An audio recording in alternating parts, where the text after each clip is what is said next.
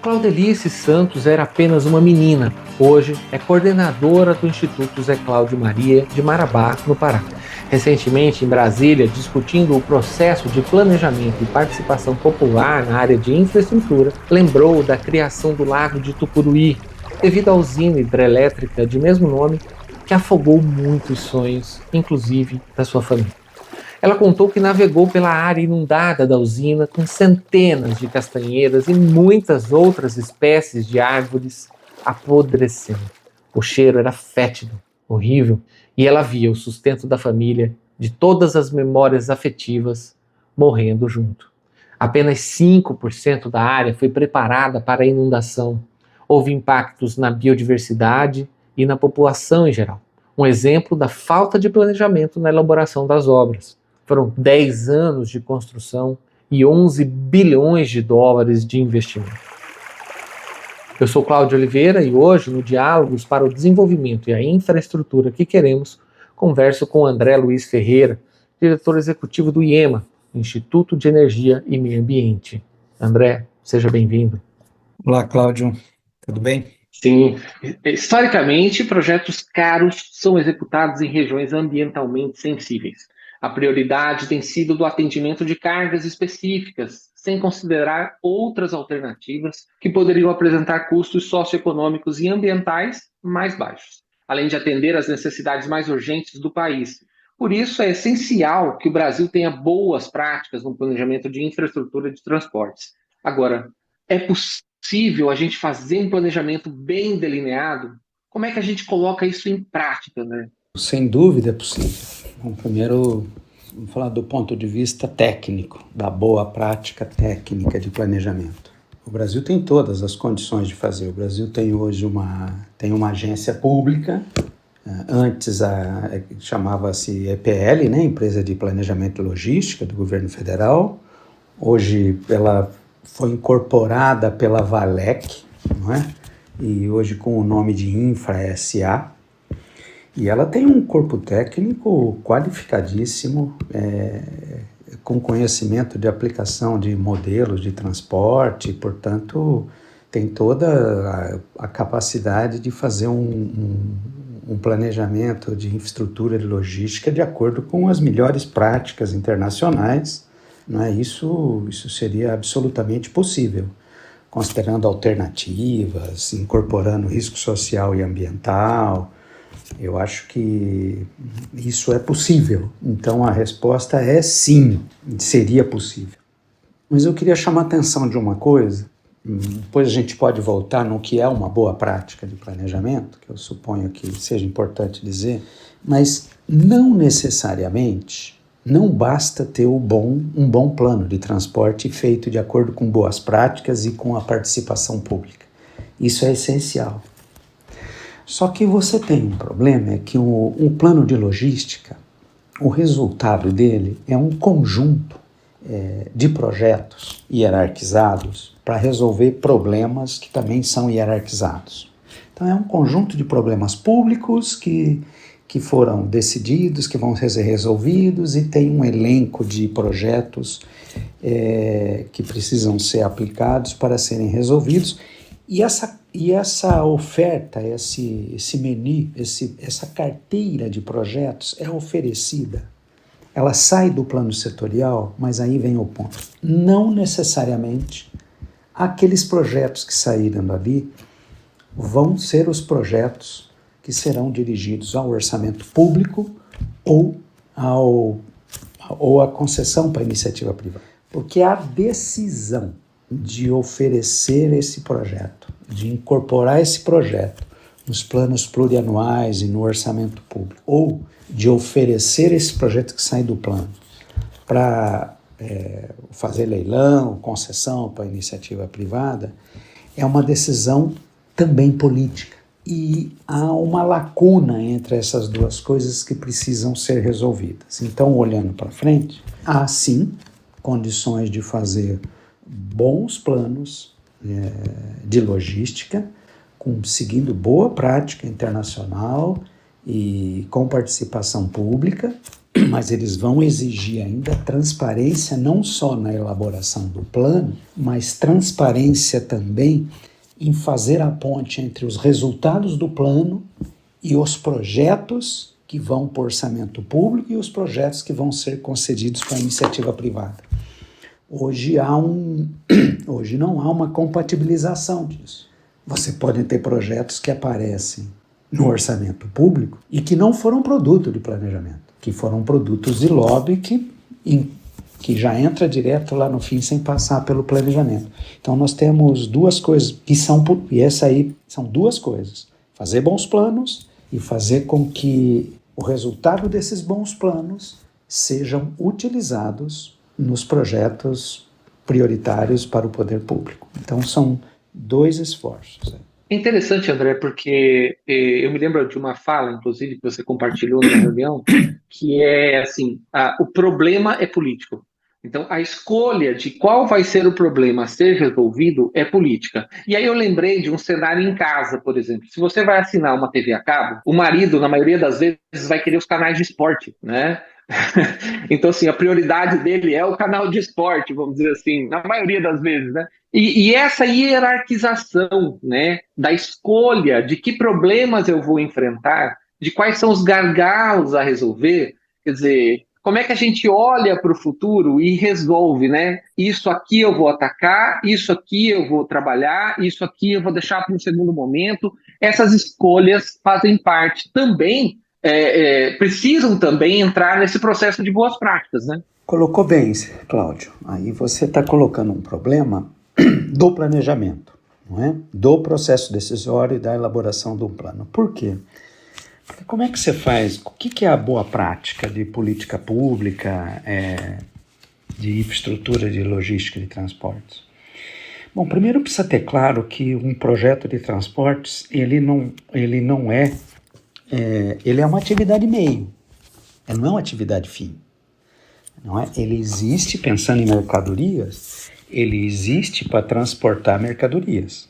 Então, a finalidade são as mercadorias. Então, o esforço que você precisa ter de novas infraestruturas no futuro, etc., depende do comportamento da mercadoria.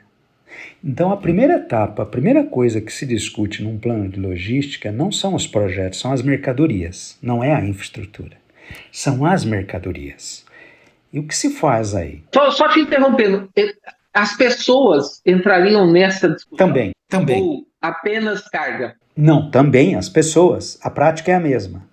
Então, o que você tem que... Você precisa primeiro entender qual é a demanda por transporte. Qual é a demanda por infraestrutura. Então, a discussão da demanda por infraestrutura não é uma discussão de projetos. Não existe projeto. O que existe é uma discussão sobre atividade econômica. Qual é a atividade econômica? Você pensando em carga, mas isso depois a gente pode replicar para pessoas. Você tem um conjunto de mercadorias que é produzida e consumida no país, ou é exportada e importada, ou circula internamente. É um conjunto e esse conjunto de mercadorias, ele precisa ser movimentado no país. O que se faz a primeira etapa que se faz no planejamento de transporte é projetar para o futuro qual é a quantidade de mercadorias que vai precisar circular no país. E aí você faz as projeções da produção e do consumo de mercadoria nas várias regiões do país para entender qual vai ser a demanda por transporte. E aí entra um ponto importante. Que mercadorias que eu vou estudar? Porque se eu estudar poucas mercadorias, eu vou estar fazendo um desenho de infraestrutura de transporte para atender aquela mercadoria. Eu me lembro que no podcast anterior você falou em agricultura familiar, enfim. Então, os produtos da agricultura familiar, por exemplo, eles precisa ser estudado esse fluxo de mercadoria para entender qual é a demanda de transporte dele. Não adianta você priorizar só commodity, etc. Então tem uma primeira etapa que é a projeção dessa. E o que se faz na prática? Hoje está se fazendo isso para 2050. E aí isso dá origem ao que se chama matriz origem-destino. O que é uma matriz origem-destino? Você vai saber o fluxo de mercadorias, por tipo de mercadoria, que vai sair de um lugar e vai para outro. Mas eu não tenho ainda a rota, o caminho. Eu só tenho onde vai ser consumido e onde vai ser produzido. E aí se faz um cenário que a gente chama cenário contrafactual ou cenário nada a fazer, é a primeira coisa que faz, que é uma simulação assim. E se eu não fizer nenhum investimento, zero, eu vou pegar a infraestrutura de transporte que eu tenho hoje e vou mantê-la até 2050 e vai aumentando a demanda de mercadoria. O que acontece? Os modelos Como diria um mineiro, como é que esse trem rebenta, né, André? Onde que esse trem vai O que vai acontecer? Vão aparecer. Vai aparecer um conjunto de problemas na infraestrutura do país. Em vários locais, em diferentes em portos, em ferrovias, em rodovias, em terminais. Vão aparecer o que se chama na engenharia de transporte os gargalos logísticos, não é? E aí tem uma primeira discussão. Eu tenho uma lista de problemas, não consigo resolver todos. Eu vou precisar hierarquizá-los. E aí eu vou na sua pergunta, é o primeiro ponto. Eu vou resolver quais problemas primeiro? Isso não é uma discussão só técnica, é uma discussão política também. Eu vou resolver o problema, porque quando eu resolvo um gargalo logístico numa região do país e não em outra, eu muitas vezes estou priorizando uma categoria de mercadorias e não outra. Eu estou priorizando determinados setores econômicos e não outro. Então, esse momento precisa ter muita transparência e uma discussão com a sociedade, assim, que mercadorias eu vou priorizar? Mercadorias para abastecimento interno, mercadoria commodity, que problemas eu vou hierarquizar? Essa é uma etapa importantíssima de discutir com a sociedade, porque eu não estou discutindo o projeto específico de infraestrutura, eu estou discutindo que problemas de infraestrutura são prioritários para o país e vou dar transparência a isso. Isso precisa ser um debate com a sociedade. E aí você vai hierarquizar. A boa prática faz isso, num debate com a sociedade, porque aí você fica claro os problemas que eu vou resolver primeiro, porque eu não tenho dinheiro para resolver tudo, que problemas eu vou resolver com orçamento, que eu prefiro resolver com orçamento público, que problemas eu vou tentar resolver com investimento privado, vou hierarquizar e isso vai ter uma clareza, e eu preciso ter um documento a esse respeito, claro e transparente para a sociedade, a partir de um debate sobre qual é a agenda. É assim que você constrói a agenda de Estado de infraestrutura. É aí, nesse momento, você constrói uma agenda de infraestrutura, uma agenda de Estado e de governo, claro, dependendo do horizonte temporal.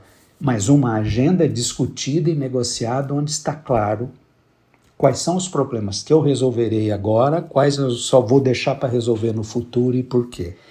Nesse ponto, até esse ponto, nós não estamos falando de projeto, nós estamos falando de problemas para serem resolvidos. Quais são os problemas públicos que eu vou resolver e justificar para resolver? É só a partir desse ponto, não sei, posso me estender e continuar com o processo até o final, não sei se tem alguma pergunta ou eu vou continuando aqui para falar da boa prática. E, André, eu acho que você pode continuar assim, porque esse processo é um processo que a gente vê assim, a política de governo, uma política de Estado, um planejamento de médio e longo, uma necessidade de se refletir efetivamente aquilo que a gente quer para o nosso futuro. E aí, em que medida Exato. as pessoas têm condição de discutir isso e de realmente fazer valer a sua opinião, né? Porque uma coisa é eu organizar uma audiência pública para que as pessoas discutam o assunto sem dar-lhes informação suficiente para discutir esse assunto, né? E legitimar uma decisão tomada previamente. Então, nesse estágio, o que se está discutindo é o futuro de infraestrutura no país. Quais são as prioridades? Discutir isso com a sociedade. Obviamente que um governo eleito na democracia representativa, ele tem um plano de governo, foi eleito para isso, E aí isso é uma parte que precisa ser considerada, e é considerada também, mas tem um conjunto de coisas onde eu estou falando que problemas eu vou resolver. E aí você vai para um estágio, e a boa prática de planejamento diz o seguinte: eu listei os problemas que eu vou resolver agora, como resolverei esses problemas? E aí entra uma análise de alternativas. Se eu decidir que eu vou resolver o problema, e aí tem uma coisa de corredores logísticos. Eu tenho que definir corredores logísticos prioritários para resolver os problemas. Eu vou priorizar corredores logísticos para o abastecimento interno das cidades, eu vou priorizar corredores logísticos para exportação. Então, e aí nesse ponto entram as análises de alternativas. Para resolver um problema, eu preciso ter um leque de alternativas, comparar essas alternativas, e nessa comparação de alternativas para resolver um problema que eu discuti, hierarquizei e negociei com a sociedade que eu vou resolver esse problema. A partir de agora você vai ter uma nova discussão com a sociedade, que alternativas existem para resolver aquele problema e que critérios eu vou utilizar para selecionar uma alternativa. Por que eu falo isso? Porque aí é muito importante considerar risco social e ambiental. Porque se eu escolher uma alternativa, você citou no podcast anterior a ferrogrão, é um caso desse. O escoamento de soja, de milho e de farelo, que é essa mercadoria que é a principal desse investimento. Ninguém está questionando ninguém está propondo não transportar essa mercadoria. Nessa etapa, quais são as alternativas para resolver esse problema dessa atividade econômica? E aí você que trabalha com corredores logísticos alternativos, eu posso escolher, avaliar, não sair pela Amazônia, por exemplo, e testar outros caminhos. E como é que eu faço a comparação disso? Obviamente eu vou comparar custo econômico, mas não só custo privado, custo público, considerando externalidades. Risco social, risco ambiental das várias alternativas e fazer uma escolha da alternativa de menor risco social e ambiental e viável economicamente. É nessa etapa que se faz isso. Só depois disso é que eu tenho uma coisa que se chama projeto de infraestrutura. Veja, aí eu estou chegando no final do planejamento. E você tem, não, que você deveria ter, né, André? Você tem, não, você deveria ter, porque não é o fato que acontece. Então, veja, essas coisas todas acontecem, devem acontecer e de serem discutidas. Existe licenciamento ambiental, não está lá na frente. Na verdade, essa discussão ela está ocorrendo antes de um projeto estar no orçamento público e antes de qualquer projeto estar no PPI para ser concedido à iniciativa privada. Então, esse conjunto esse debate, essa discussão com a sociedade é que vai dar origem a um conjunto de projetos de infraestrutura discutido dessa forma, debatido com a sociedade. Quando eu falo com a sociedade, é debatido com o mercado, debatido com consultores, debatido com especialistas, debatido com organizações não governamentais, com gente impactada nos territórios. Esse debate ocorreu e você tem um conjunto de projetos que aí podem ser oferecidos para a iniciativa privada, não é? Ou podem entrar para o orçamento geral da União via os planos plurianuais. E daí daí nós estamos falando, aí o projeto entra no pipeline do governo. Então, assim, toda essa etapa que eu descrevi, isso é a boa prática de planejamento, e é sobre isso que, pelo menos no IEMA, a gente defende que essa boa prática precisa ser institucionalizada. Ela precisa ser qualificado esse debate.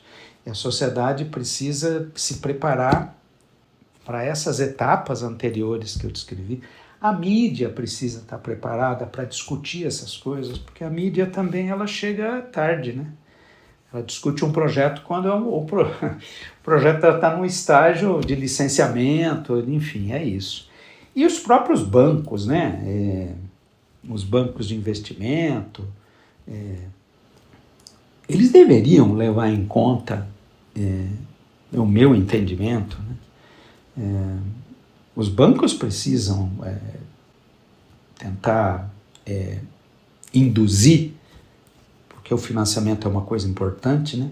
Eles devem tentar induzir que os projetos tenham essa gênese, eles tenham passado por esses critérios. Então, me preocupa muito quando você fala, já estou encerrando a minha resposta, que está longa, me preocupa muito hoje quando se fala em taxonomia verde, que hoje está muito sendo discutido isso, né?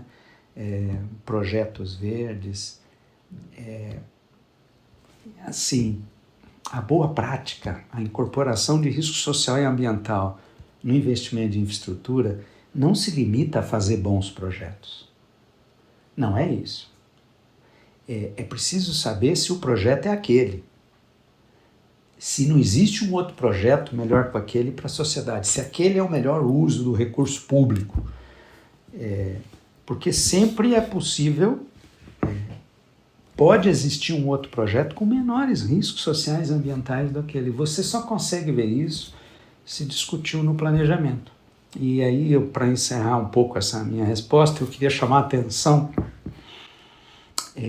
da diferença entre análise de risco e análise de alternativas. A análise de risco, ela foi originalmente concebida para ser aplicada a diferentes alternativas, para ver qual é a alternativa de menor risco. O processo foi degringolando, desculpa o termo, e hoje só se faz análise de risco para provar que uma única alternativa, sem ter comparado com outras, tem risco baixo. Quer se convencer, você quer convencer a sociedade ou aqueles impactados que o risco de determinado empreendimento é baixo, sem demonstrar que existem outras possibilidades de resolver aquele problema com um empreendimento com risco mais baixo ainda. Então, a análise de risco e o licenciamento ambiental, ele virou análise de risco, ele virou uma coisa assim, demonstrar que um empreendimento tem risco baixo e eu vou compensar aqueles riscos que ele tem. Não, mas não é isso. E isso é importante, mas isso é importante depois que eu comparei com outros projetos e esse é o menor, porque sempre vai ter impacto. Então, assim, existe até uma questão ética aí, né? Você submeter os outros a riscos que eles não consentem, sem demonstrar que não existem alternativas com menor risco ainda. Então, há um problema que é até de natureza ética aí, né? Desculpa ter me estendido, mas eu acho que essa questão do planejamento, ela é essencial, a boa prática de planejamento por razões econômicas, por razões ambientais, por razões sociais e por razões éticas também. Sim, André, sem dúvida. A gente termina por aqui, né, essa conversa maravilhosa sobre boas práticas, mas é óbvio que o assunto não acaba. E quando a gente escuta você falando, André, sobre todo esse processo pré-planejamento, fica aquela sensação, não, mas isso vai tomar muito tempo. E eu queria lembrar as pessoas que estão nos ouvindo que no começo do programa eu falei da usina de Tucuruí, que levou 10 anos a construção. Se eu discutir durante 8 anos, eu faço em 1. Já levou 9. Né? Então, assim, o processo de planejamento ele tem que ser mais robusto, porque a execução é mais fácil quando você sabe aonde você quer chegar. Né? Então, é um pouco isso. Grato, André, por estar com a gente, por compartilhar esse conhecimento. E eu que agradeço. Sempre à disposição. Grato. Um abraço. Bom, no próximo episódio, a gente vai falar sobre a importância da transparência no processo de planejamento e execução de obras no Brasil. Para saber mais e se aprofundar na temática de infraestrutura de transportes no Brasil, entre em nosso site gt-infra.org.br e nos siga nas redes sociais, @GT Infraestrutura. Compartilhe esse conteúdo e até a próxima! É aprender com os povos originários, é florestar mentes, é revolução. Não se pode esperar 2030 para promover a transformação. É aprender com os povos originários, é florestar mentes, é revolução. É florestar mentes, é revolução. Vamos apagar o apagão da consciência, vamos apagar o apagão da inconsequência. Vamos apagar o apagão da consciência, vamos apagar o apagão da inconsequência. Vamos apagar o apagão da consciência, vamos apagar o apagão da inconsequência.